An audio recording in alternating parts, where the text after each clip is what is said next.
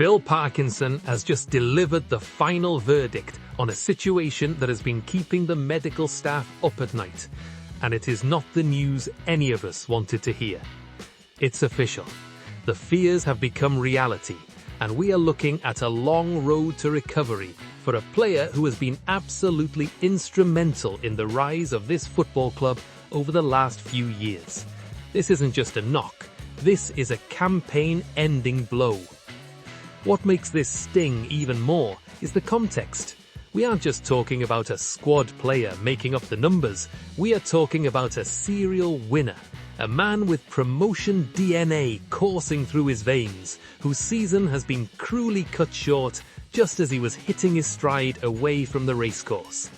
The gaffer has spoken, the medical reports are in, and the verdict changes the landscape for our asset management heading into the summer. We have to rip the plaster off immediately. Phil Parkinson has confirmed, with a heavy tone I might add, that Tom O'Connor's 2025-26 campaign is finished. Done. Dusted. It is a massive blow. We knew something was wrong. We saw the images coming out of Peterborough. O'Connor, who has been plying his trade on a season-long loan with the Posh, was forced off the pitch during their League One clash against Plymouth Argyle. That was back on January 17. Since then, there has been this lingering silence, that uncomfortable void where you hope for a strain but fear a tear. Well, the silence has been broken. Parkinson has come out and confirmed that the utility man, capable of putting in a shift in midfield or locking it down at centre-back, will not kick a ball again this season. The injury is to his hamstring, and anyone who knows the intensity of the modern game, especially in the English Football League, knows that hamstrings are not to be trifled with. It happened during a defeat at home for Peterborough. He went down, he had to come off, and the initial prognosis was grim. The gaffer admitted they were fearing the worst from the moment it happened. And now, after the scans, after the assessments, after the dust has settled, that fear is a concrete reality. O'Connor is out. The loan spell is effectively over in terms of playing time.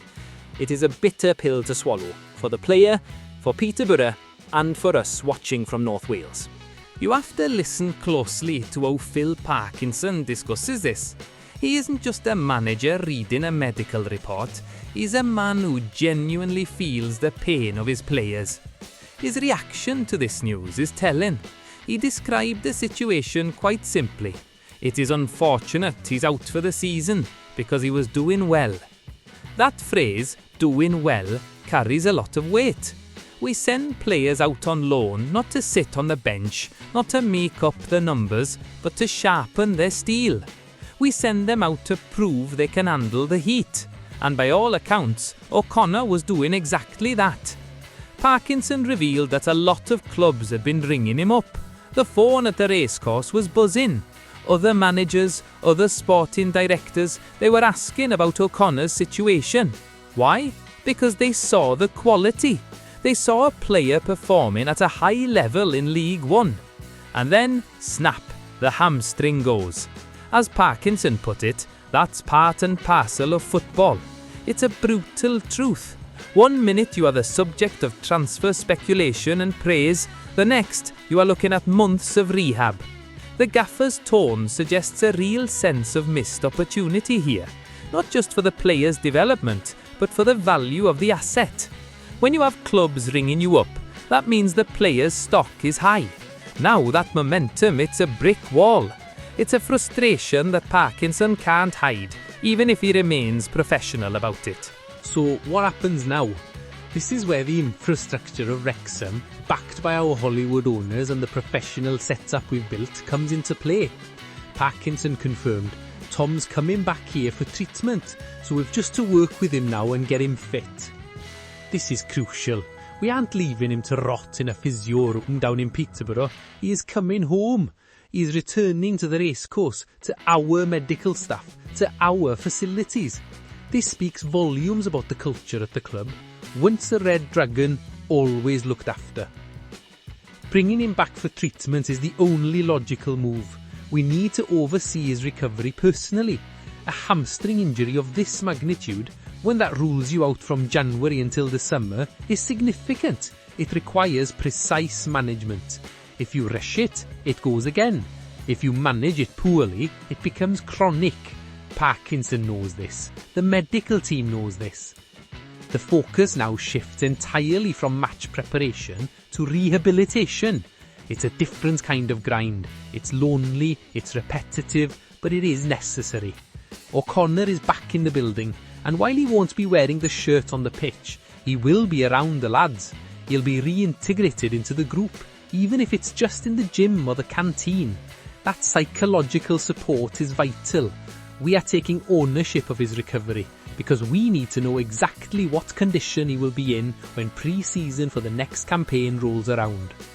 Let's take a moment to appreciate exactly who we are talking about here. Tom O'Connor isn't just a name on a squad list. This is a lad who joined us in January 2023 from Burton Albion and immediately bought into the project. Parkinson highlighted a statistic that we should not gloss over. O'Connor is a back-to-back-to-back promotion winner. Think about that. In modern football, winning is a habit. It is a skill just as much as passing or tackling. You have players who are technically gifted but shrink when the pressure is on. Then you have players like O'Connor who know how to get over the line, who know how to grind out results, who know what a dressing room needs to look like when you are chasing a title or a promotion spot. Losing a player with that kind of pedigree for the season, even if he was out on loan, is a blow to the collective psyche of the club's wider squad. He's a utility player in the best sense of the word. Comfortable in midfield, comfortable at centre-back. That versatility is gold dust. He offers tactical flexibility, and he was proving that at Peterborough. To see a player with that specific winner's DNA sidelined is a tragedy for the campaign.